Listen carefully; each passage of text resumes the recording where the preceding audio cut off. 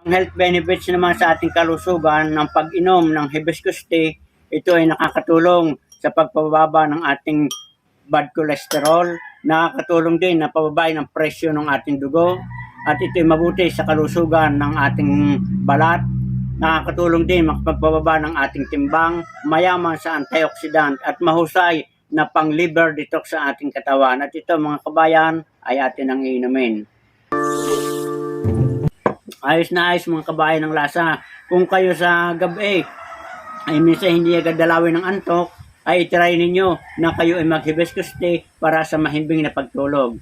At mga kabayan, doon naman sa gusto na mag-order nitong aking hibiscus tea, ay i-click na lang nyo yung link sa baba ng aking video. At yung link mga kabayan na makikita nyo sa caption ng aking video, at doon din sa comment section ninyo makikita para kayo makapag-order. Hanggang dito na lang mga kabayan, at sana nagustuhan nyo ang ibinahagi kong ito.